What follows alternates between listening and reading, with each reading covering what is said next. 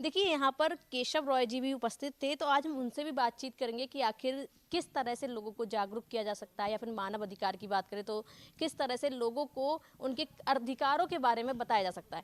Sir, किस तरह से लोगों को जागरूक कर सकते हैं? देखिए, सबसे पहले तो मूलभूत जो बच्चे होते हैं वो समाज में एक प्रचार और प्रसार दोनों का कार्य करते हैं। क्योंकि अगर आप बच्चों को अच्छा बनाएंगे तो ऑब्वियस सी बात है कि समाज में एक अच्छा मैसेज जाएगा। और इसका जो सबसे बड़ा गढ़ होता है वो होती है आपकी पाठशाला। पहली पाठशाला आपका घर, दूसरी पाठशाला जहाँ वो जाके किताबी ज्ञान लेते हैं।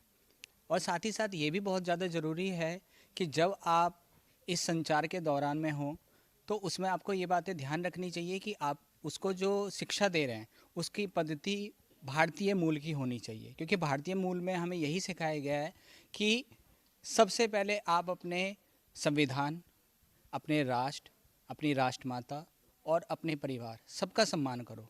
क्योंकि जो बच्चा पहले सम्मान करना सीखेगा वो अपने किताब का भी सम्मान करेगा। क्योंकि आज की डेट में हो क्या गया है कि बच्चे भी धीरे धीरे इस सम्मान की परिभाषा को ही भूल गए हैं। और उसका बहुत बड़ा कारण हमारे समाज में कुछ इस तरह की असामाजिक तत्व हैं जो बच्चों का तक वो चीज़ें पहुंचने नहीं देते। और तो इसमें शिक्षा जो है और ख़ासकर पाठशाला जो है वो एक बहुत ही बड़ा केंद्र है जहाँ से इस चीज़ को दोबारा सुचारू रूप से चलाया जा सकता है।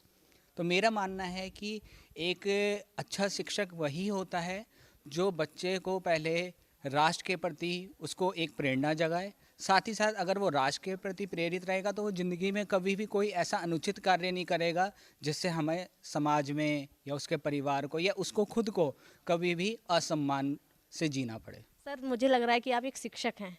तो जब आप शिक्षक हैं, मैं आपसे एक सवाल पूछना चाहूँगी कि अगर देखा जाए हमारी जो वर्तमान शिक्षा पद्धति है, उसमें क्या चेंजेस ला सकते हैं जिससे कि बच्चों का भविष्य बेहतर बन सके, उनका उज्जवल भविष्य बने? सबसे पहले तो हमें शिक्षा का माध्यम जो है पूरी तरह से हिंदी बनाना चाहिए।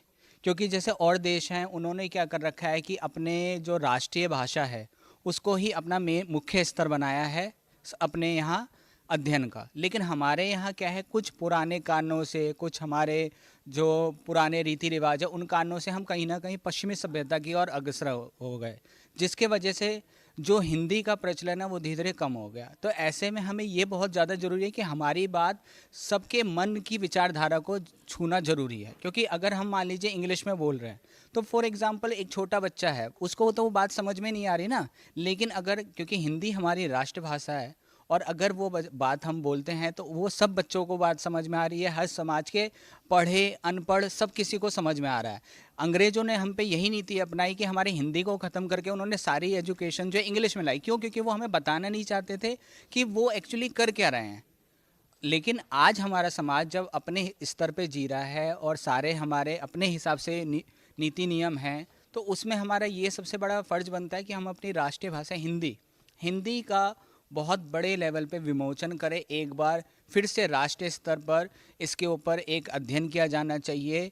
और साथ ही साथ जितने भी स्कूली पाठ्यक्रम हैं उसको हिंदी में बहुत तेज़ी से प्रसार करना चाहिए ताकि आने वाली भविष्य को ये जो ऐतिहासिक हमारी धरोहर है जो हमारी कई पीढ़ियों से हमें देखे गए हैं और साथ ही साथ संस्कृत दोनों का एक बार दोबारा से पुनर्जन्म 21वीं सदी में होना चाहिए। हमारे साथ थे केशव जी, जो एक शिक्षक हैं। उन्होंने किस तरह से बताया आप लोगों को कि किस तरह से हमारी शिक्षा पद्धति में बदलाव करना चाहिए, जो हमारी पुरानी धरोहर थी जिसको बदल दिया गया उसको पुनः वापस लाना चाहिए, तभी हमारी शिक्षा पद्धति सुधर पाएगी, उसके साथ ही बच्चों के उज्जवल भविष्य भी बन पाएगा।